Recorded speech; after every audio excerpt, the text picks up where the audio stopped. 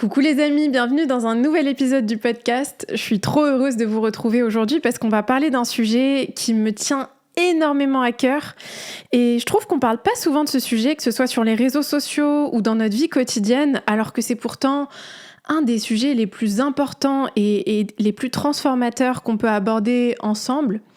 Ce sujet-là, c'est le sujet de l'amitié. Comment savoir si on est dans une amitié qui est bénéfique pour nous, qui est bénéfique pour l'autre, qui va dans la bonne direction ou en tout cas dans une direction qui est juste pour nous? Et comment se créer de nouvelles amitiés quand on a l'impression que, avec le temps, on n'arrive plus trop à se faire des amis, ça devient de plus en plus difficile. Je sais pas si tu as déjà eu cette sensation-là, mais moi je sais que je l'ai eu à tellement de reprises. Et donc on va parler plus en détail de l'amitié et de l'importance de l'amitié dans notre vie. Comment est-ce qu'on peut se créer des amitiés qui nous portent, qui nous élèvent et dans laquelle on élève aussi les autres. On va voir tout ça ensemble.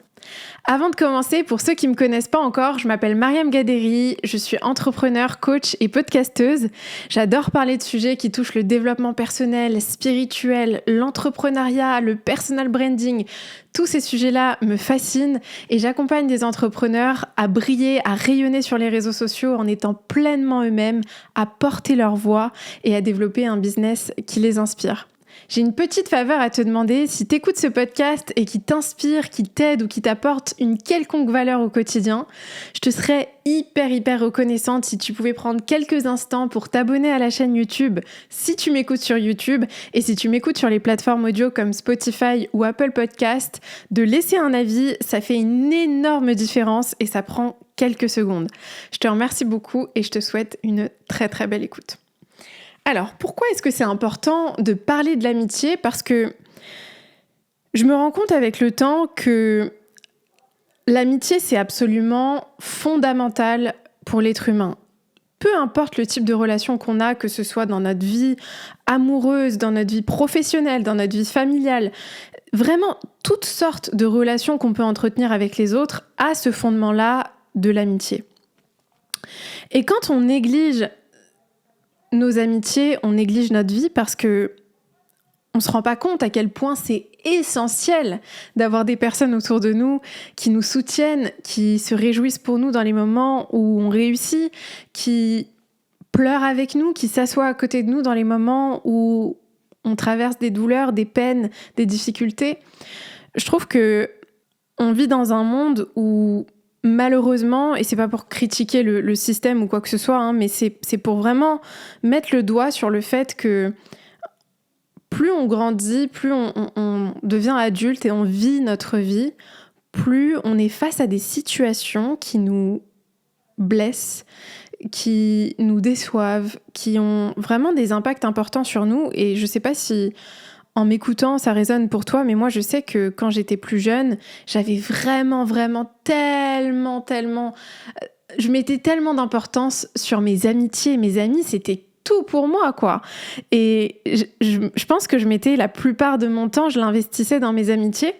Et puis, au fur et à mesure du temps, à force d'être déçue, à force d'expériences qui ont été blessantes dans ma vie, j'ai commencé petit à petit à avoir cet état d'esprit où je me suis dit, bah non, en fait, je vais me concentrer sur moi, je vais pas trop investir dans mes amitiés parce que je suis souvent déçue et j'ai souvent l'impression que les gens prennent ce que je leur donne pour acquis et je vois pas souvent cette énergie qui est réciproque de l'autre côté.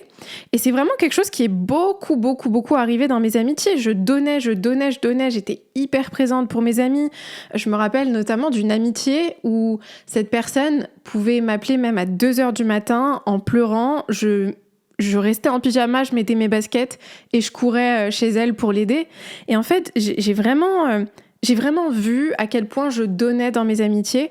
Une autre où, par exemple, elle avait perdu une personne qui était proche d'elle.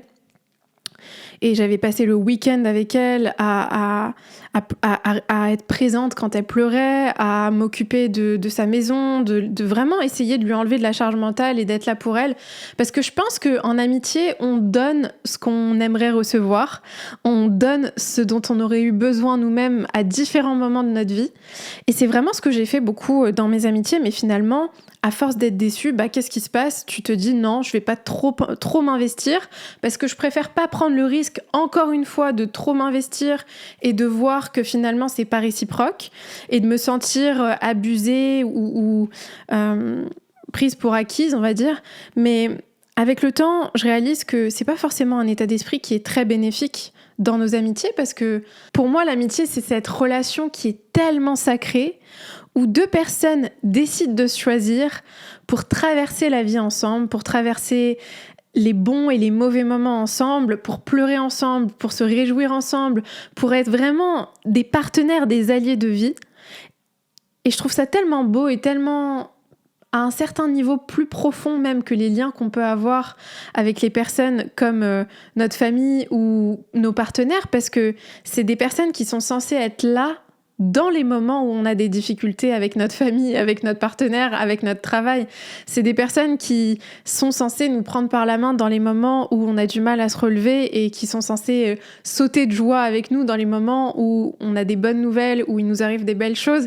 Mais je pense vraiment que c'est notre responsabilité de faire en sorte d'entretenir ce type de relation dans notre vie et de pas fermer notre cœur à de nouvelles amitiés, parce que forcément, quand tu as été déçu et tu as été blessé plein de fois, ce qui va se passer, c'est que tu vas avoir tendance à fermer ton cœur, à te dire non, il faut que je fasse attention, et tu vas avoir cet état d'esprit dans tes amitiés où tu vas sans cesse être dans la recherche de signaux que en fait cette personne n'est pas sincère, ou que cette personne t'utilise, ou peu importe, profite de toi. Et donc moi, ce que j'ai envie de te dire et ce que j'ai envie de vous dire à tous qui m'écoutez là, c'est investis du temps et de l'énergie dans les personnes qui connectent avec ton cœur, qui connectent avec tes valeurs, parce que peu importe ton âge, peu importe ce que tu as traversé, on a tous besoin de soutien les uns envers les autres. Et moi, je suis persuadée que c'est un des piliers les plus importants du bonheur, c'est de se sentir entouré, c'est de se sentir vu, c'est de se sentir compris, entendu, et de vraiment comprendre que non, t'es pas obligé de traverser la vie seul.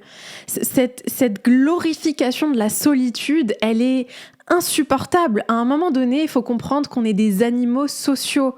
On a besoin les uns des autres. On n'est pas fait pour vivre seul. On n'est pas fait pour être isolé. Il y a une étude qui a démontré que la solitude a le même effet sur le corps que fumer un paquet de cigarettes par jour. Donc non, biologiquement, physiquement, on n'est pas fait pour être seul. Bien sûr, la solitude, elle a plein de bienfaits quand elle est choisie. Mais vivre sa vie par défaut, en étant seul, par peur d'être déçu, par peur de s'ouvrir, par peur d'être soi-même devant les autres, c'est pas une manière de vivre sa vie qui va t'épanouir. C'est pas un mode de fonctionnement qui va te rendre heureux et qui va te permettre d'exploiter le potentiel complet de ta vie. Parce que ta vie a un potentiel tellement énorme, tellement magique. Mais la vérité, c'est que ce potentiel, il s'exploite et il se vit, il se manifeste dans nos relations avec les autres. C'est dans nos relations avec les autres qu'on peut révéler ce potentiel magique qui est en nous. Et donc, même si tu as été déçu dans le passé, et je pense que c'est aussi important de préciser que ça a beaucoup de bienfaits aussi de mettre fin à des amitiés qui sont toxiques, ou qui sont en tout cas, j'aime pas trop le terme toxique, mais qui sont pas justes et pas alignées à tes valeurs, à ce que tu recherches et ce dont tu as besoin. C'est complètement OK de mettre fin à une amitié qui n'est plus alignée à toi. C'est complètement OK de se dire « OK, cette personne avec qui j'ai traversé tous ces moments pendant toutes ces années, je me rends compte que cette relation, cette amitié ne me correspond pas et donc je vais y mettre fin. » Parce que ça aussi, ça demande beaucoup de courage, et même si, bien sûr, on n'est pas fait pour être seul, il y a énormément de force et de courage à choisir temporairement, d'être seul plutôt que mal accompagné. Ça demande une force énorme de décider d'être seul plutôt que de t'entourer de mauvaises personnes ou t'entourer de personnes qui te tirent vers le bas, mais qui te donnent ce faux sentiment de sécurité, de familiarité dont tu crois avoir besoin. Et quand tu prends cette décision, c'est un peu comme si tu avais un placard rempli de vêtements qui étaient plus à ta taille, qui étaient plus justes pour toi.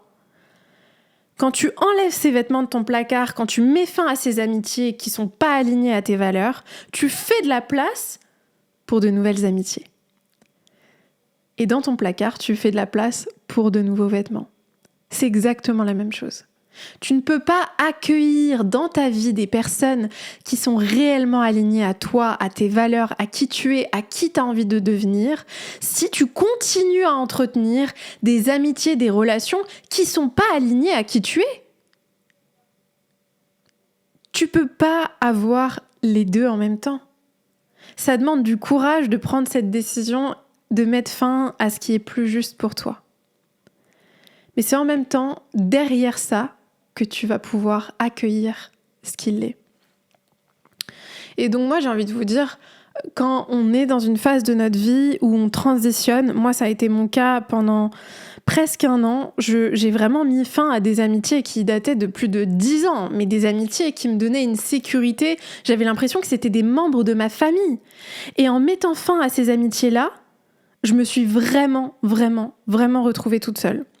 Et il y a une citation de Chris Williamson que j'aime beaucoup qui parle du chapitre de la solitude où il t'explique que quand tu changes qui tu es, et peu importe le contexte dans ta vie, ça peut être t'as décidé de transformer la relation que tu as avec toi-même. Donc, tu commences à t'intéresser au développement personnel, au développement spirituel. Tu commences à t'éduquer sur qui tu es, sur la nature humaine, sur le fonctionnement de ton corps, de ton cerveau, etc. Et tu changes d'état d'esprit. Donc, tu transitionnes de cette version de toi que tu étais vers une nouvelle version de toi que tu deviens.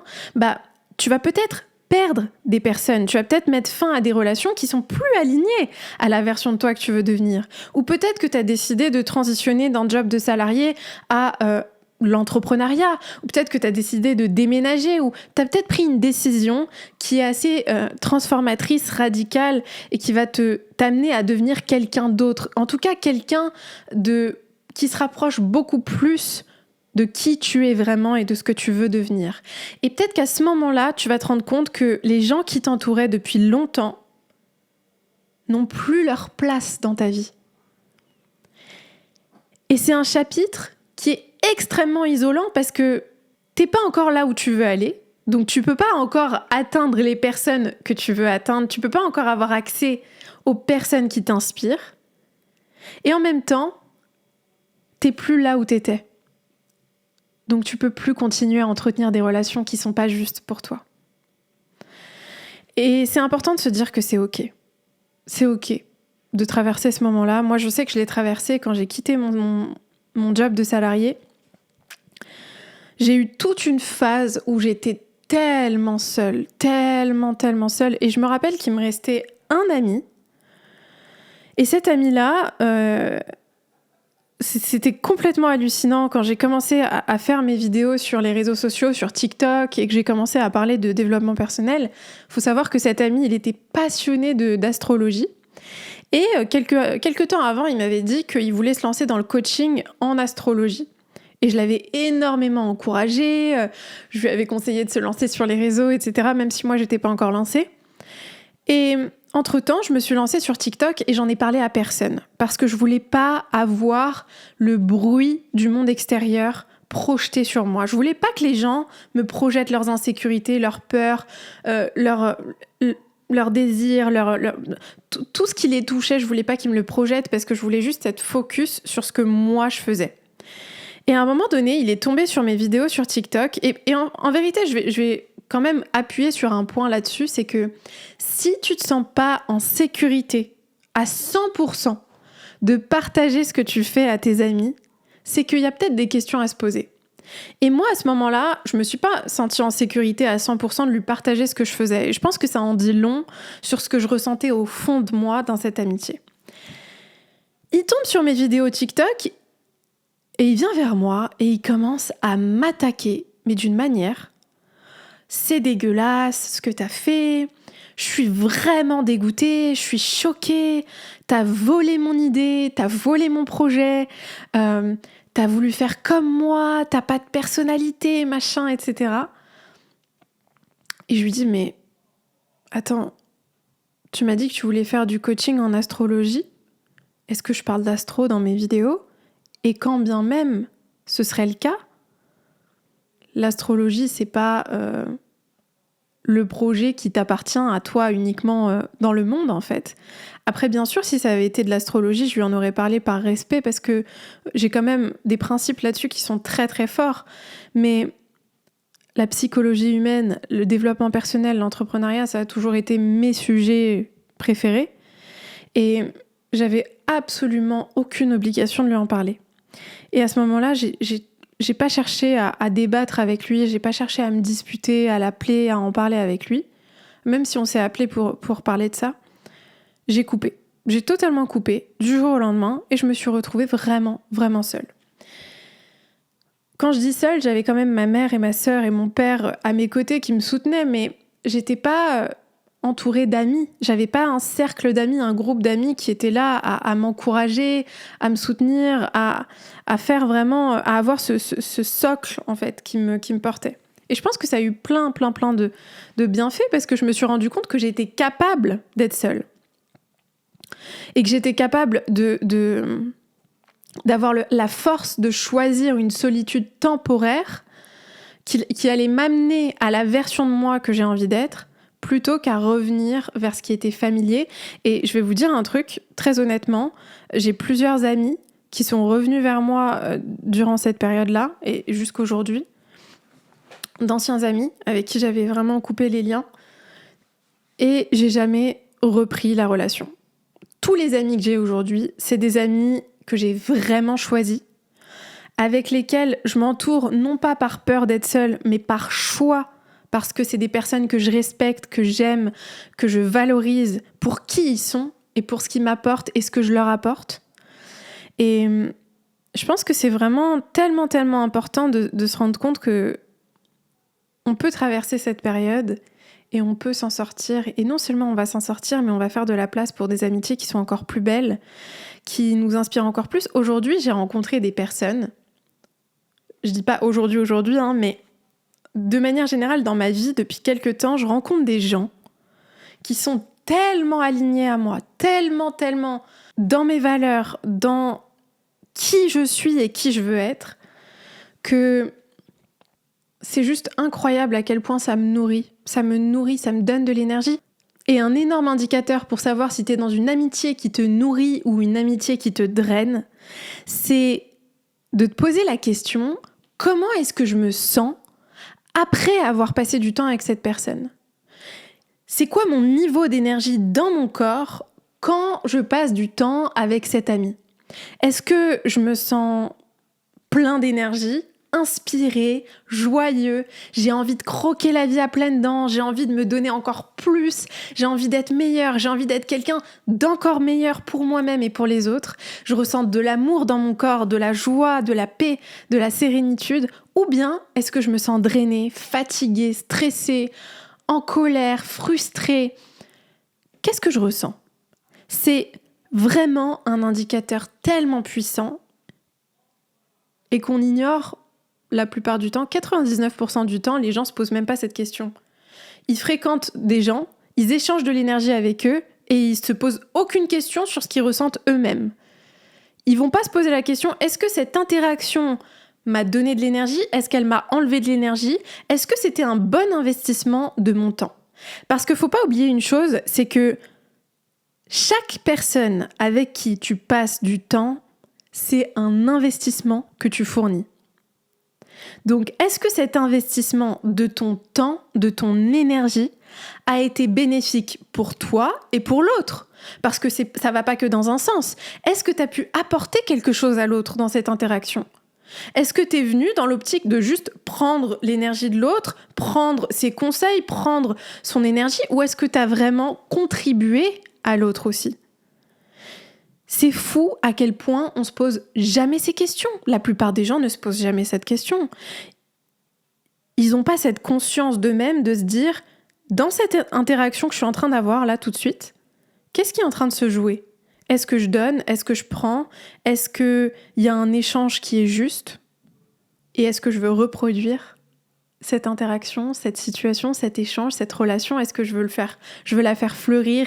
Est-ce que je veux qu'elle s'épanouisse ? Ou est-ce que je me rends compte que non, il y a un truc qui est pas juste et je stoppe ? apprends à développer ce muscle. Et vraiment, le message que je veux te laisser dans ce podcast, c'est si t'es dans une phase de ta vie où c'est difficile pour toi de connecter avec des personnes qui sont vraiment alignées à qui tu es, qui t'as envie d'être, c'est vraiment rassure-toi, c'est normal. Essaye d'aller en toi et de trouver le courage de dire non aux amitiés qui sont plus justes pour toi, pour que tu puisses dire oui à celles qui sont vraiment, vraiment, vraiment alignées pour toi. Et si ça te demande d'être un peu seule pendant un certain temps, c'est ok. Après, moi, ce qui m'a vachement aidé aussi, c'est d'aller trouver des espaces où j'allais vraiment connecter avec des gens comme moi. Où j'allais connecter, par exemple, avec des entrepreneurs comme moi qui avaient les mêmes objectifs, les mêmes valeurs que moi. Ou des programmes de transformation, de développement personnel qui allaient me permettre de découvrir des gens qui sont dans le même enjeu que moi, qui sont dans la même dynamique. Et c'est fou, mais la plupart des plus belles rencontres que j'ai faites dans ma vie, c'est vraiment dans ce genre d'espace-là. Donc voilà, c'est vraiment le message que je voulais te laisser aujourd'hui.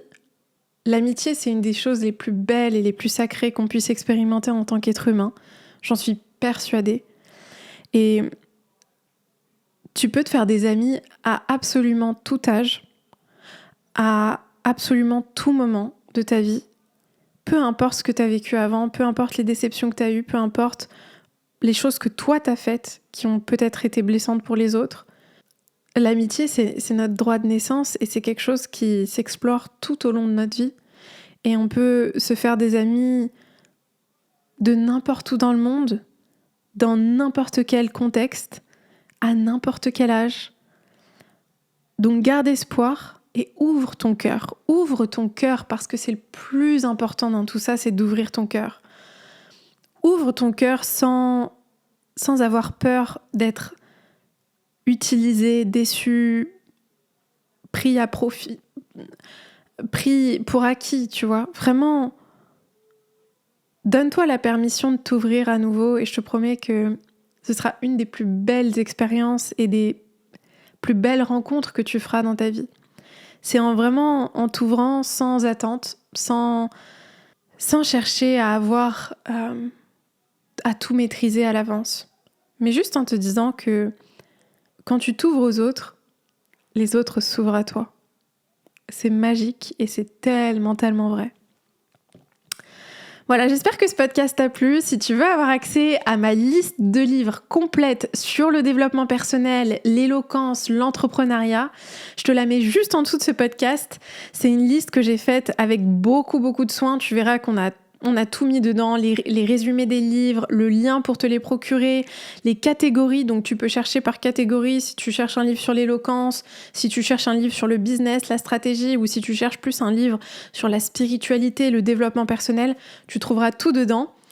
J'espère vraiment que ce podcast t'a plu et j'espère qu'il t'a permis de penser et de réfléchir à l'amitié sous un autre angle. Si c'est le cas, n'hésite pas à me faire tes retours sur les réseaux sociaux. Vous savez que j'adore avoir vos retours et que ça compte énormément pour moi. Donc voilà, j'ai hâte et je vous envoie plein d'amour comme d'habitude.